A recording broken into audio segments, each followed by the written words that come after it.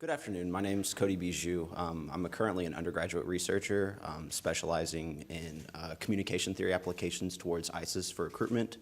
And essentially, I've been working on this as an independent research project for about the last year, furthering potential career paths as well as study goals.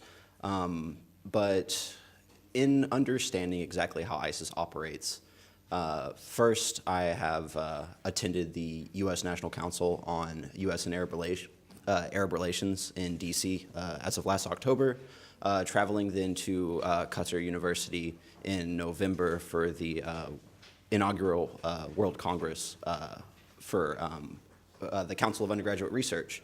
And then after that, as well, this is my second international conference then, presenting essentially my findings. One of the things that we have to understand is that, and while I understand that this isn't necessarily the most economically based topic in an economics forum, there are a couple links that I think we do need to understand. And whenever we're dealing with things in our current society as complex as something like ISIS with its transnational terrorism and recruitment methods, generally I believe that a interdisciplinary strategy is probably the most effective. Usually complex problems involve complex solutions, and so I think that we need to look at this from as broad of a perspective as possible to then ultimately try and find the other conditions for solutions that maybe can later come on. That's all to say I don't provide a solution necessarily. I do not have that expertise. I'm trying to promote better understanding, essentially accrue more knowledge for effective application later on, potentially. So under this, stated by retired General David Petraeus, when we look at ISIS specifically, you cannot combat them just physically. You cannot put a stake through the heart of ideology for those individuals that are alienated from current systems. And this is where we see essentially ISIS in their recruitment. It's from those disenfranchised individuals. And a lot of these individuals are disenfranchised because, in a lot of ways, the successes of globalism. In ways that globalism has promoted economic prosperity, but also proliferated economic inequality in especially developing countries.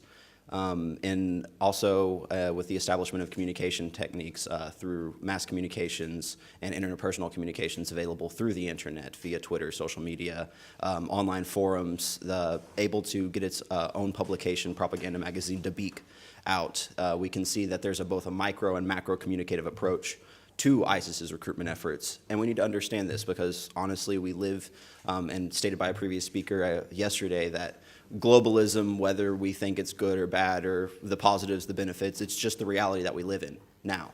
And in order to just deal with the reality as it stands, we need to better understand exactly how the mechanisms within this reality work. So moving on to that, essentially before we can counter something like ISIS, I do think that we need to further understand exactly what it does. While we have been effective, I guess, in some ways on the physical realm, I mean, ISIS as a geographical entity has shrunken. It's not a physically located organization only. There are still current attacks, I mean, as recent as a month ago in other nations. And regardless of whether or not we can say that these are, in fact, ISIS because of things like copycat techniques, in certain ways, perception is reality. And so if somebody believes they are an actor of ISIS and they act and engage in an activity on behalf of ISIS, even if it's their own self, it's still that idea that was originally founded from ISIS's own communication techniques that still allows for this activity to continue.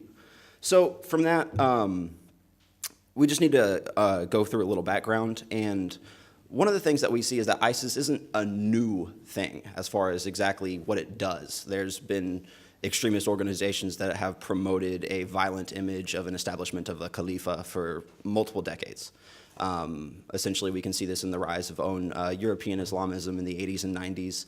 That wasn't necessarily as violent, but it was not necessarily in tune with Islam as far as a religion necessarily from Majid Nawaz, but it promoted political engagement of those that identified with the Muslim religion but didn't necessarily fulfill any religious educational depth, promoting activism in certain ways. And this led to more extremist efforts. We saw this transition with essentially a blend of Islamism and Salafism to promote jihadism, ultimately, and essentially advocation of the eradication of infidels and the establishment of the Islamic utopia of a Khalifa. And ISIS has essentially, in a lot of ways, just kind of been at the right place at the right time.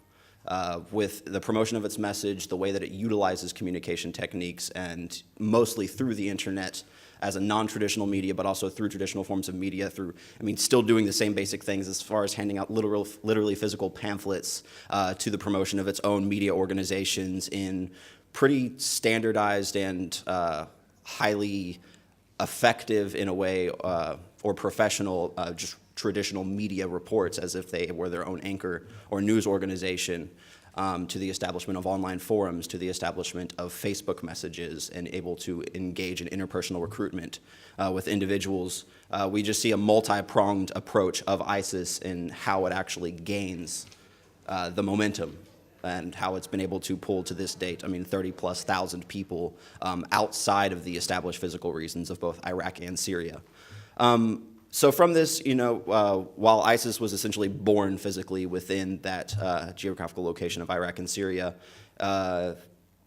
in its mission to establish a Khalifa, it wants to do this beyond this, and it does this in a community that doesn't exist in the physical realm. It does this through a community that exists in the virtual reality of the internet.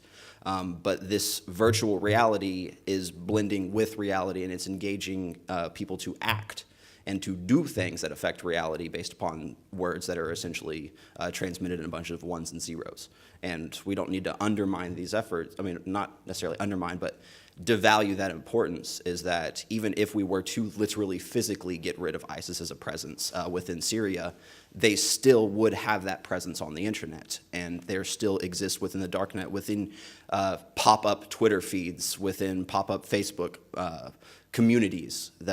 ISIS still exists and is unfortunately a lively organization when we go to the virtual realm.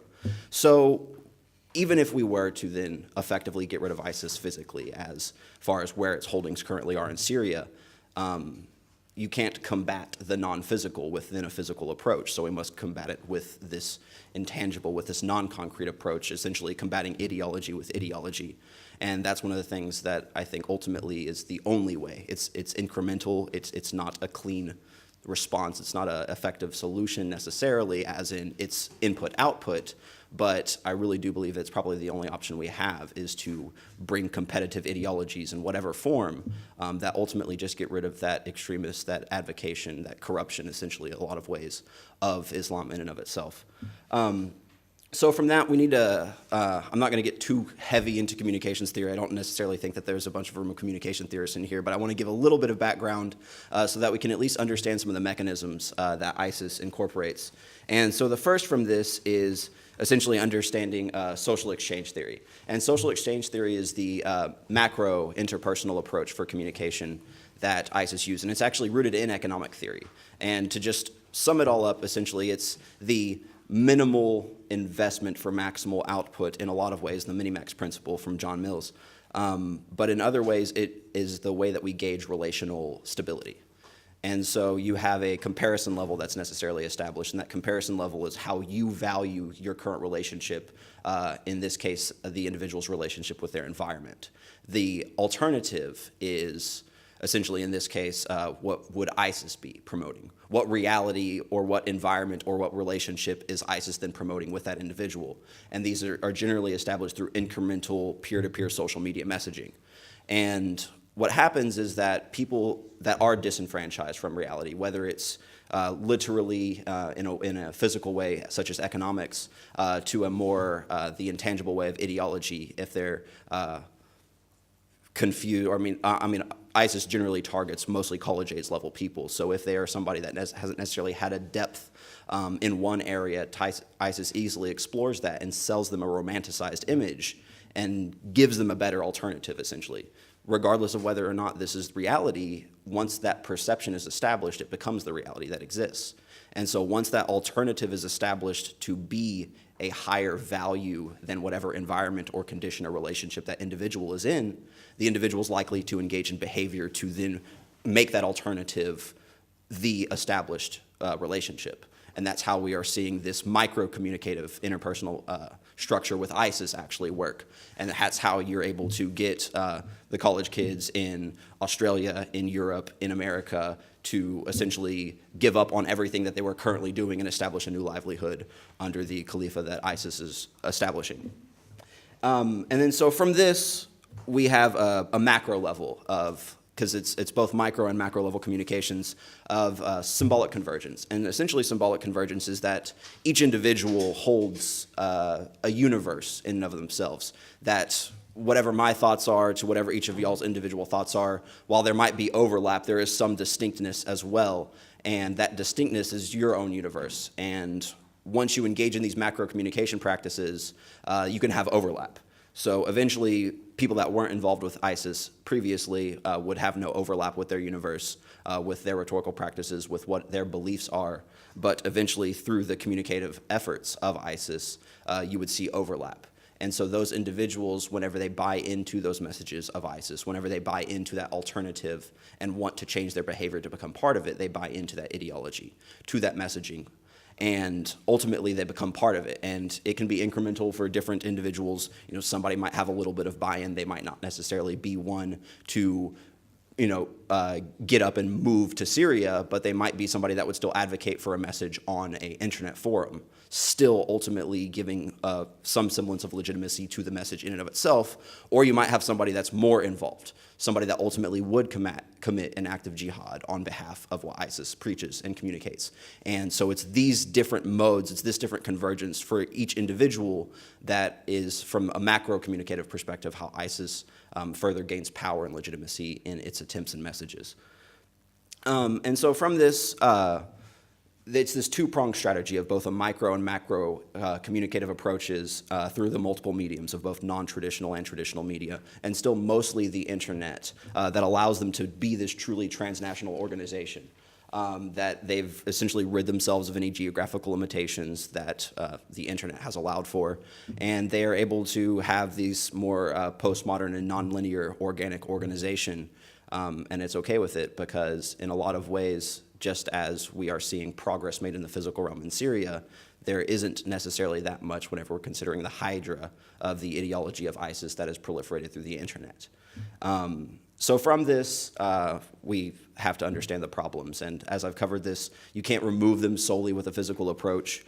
But this disenfranchisement, and so this is where we can work on, and this is where we can bridge the gaps for economics necessarily, but that economic inequality is a huge factor, is that whenever somebody doesn't have even the necessary means in these developing countries to be able to have a stable livelihood necessarily, they are more likely to become part of that extremist ideal, to look at that romanticized image and see how their own current engagement, their own current relationships are not of a high value, and ISIS gives them a better alternative with at least the semblance and establishment of its infrastructure, and if even not then, at least with a better outlook, a better perspective from that sense. But also, and we have to understand that from an ideological perspective, and why I advocate for an interdisciplinary approach is that whenever I was in Qatar, I spoke with a sociological researcher, and one of the things that she established was that a huge issue, and it's not just that ISIS is recruiting a bunch of ignorant people that don't like, it's not a bunch of angsty teenagers going to ISIS, really. They're still able to recruit highly intellectual individuals, but those people specifically are fragmented in their perspective, that ISIS could potentially recruit a top-tier biologist or a doctor or surgeon who spent a dozen years in the UK or the United States getting a professional medical degree, but they lacked a substance in another part of their life, let's say, like essentially in their religious affiliation. And ISIS exploits that. They exploit that fragmentation, that fractionalization of the individual. And so while they might be an expert in one realm, if they lack that depth of an individual, that's where ISIS exploits. And that's how then ISIS gains a hold with those highly specialized and even intelligent individuals, but pulls them to these romanticized images. And I mean, while, I mean, necessarily the street fighters might not be those individuals, these people that are crafting, these recruiters that are using these mechanisms, that are engaging in Facebook, that are spreading this ideology, are of that essentially higher tier necessarily. So from this, we have to understand the approach, really, that's the only one available to us, at least at the moment, before we have something more tangible as far as at least a more effective solution, is essentially the way that we would approach rhetoric within our own society. I say ISIS because if I said any other word, generally nobody would even know what I'm talking about. But His Royal Highness Prince Turki Al Faisal, one of the things that he says, some other people, and usually within Islam, they refer to ISIS as Daesh, which means sowers of discord. But he doesn't like that he doesn't like that label necessarily, because if you are a sower of discord, it means potentially you have a legitimization in your own message. I mean, you know, civil rights progress, they were sowers of discord. It didn't mean that what they were doing was a bad thing. It didn't mean that it was an advocacy that was corrupted. So he uses the term fahish to describe ISIS, which would mean obscene. Because from his perspective, ISIS's advocacy of what they believe to be Islam is not. And in a lot of ways, just like you would in America, you could associate the Ku Klux Klan as a Christian organization because they use the Bible in their advocacy. I think most people wouldn't say that, you know, they're an example of Christianity necessarily. Just like as in ISIS, it is a corruption of the religion of Islam. And I think that's a generally held belief, as in the fact that, I mean, they haven't, by any other person outside of their organization, received any legitimacy in their own mission of establishing a Khalifa. It's just not what that religion promotes, and we need to understand this. And honestly, if we were to watch the media, you would think that every single Muslim, unfortunately, in a lot of ways, maybe not some of the other ones, but I mean, in the States we have Fox, and with Donald Trump and everything like that, you would think that every single person they're like ready to start jihad at the moment. And we just know that, at least in this room, like, I'm sure we know that to be untrue. But unfortunately, once we establish these ideologies, even on the counter end, they still take root.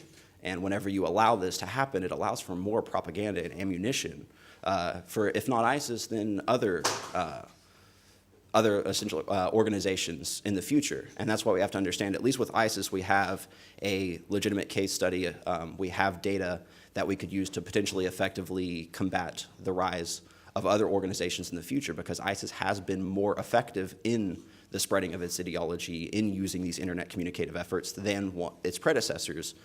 And again, these extremist mentalities don't necessarily go away, so we must combat them on an ideological realm. So just with that, looking at our rhetoric, looking at how we use ISIS, looking at how we portray necessarily and put more overlap with the religion of Islam than should ever be necessary, we just need to understand exactly what it is that we're combating. And first and foremost, we have to combat the idea.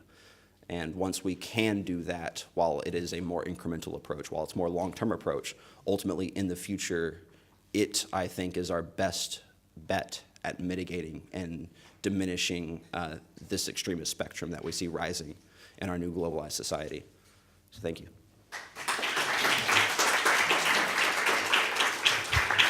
Thank you very much, sir, too, for this wonderful, very interesting presentation. I would suggest to approach Mr. Bijou during the lunch break. I'm sure that this presentation raised a lot of comments and questions that we'd like to discuss. Now it's time for a really short lunch break. Now we will have about 30 minutes, probably. I'd like to invite you to come back to the conference hall at 3 o'clock.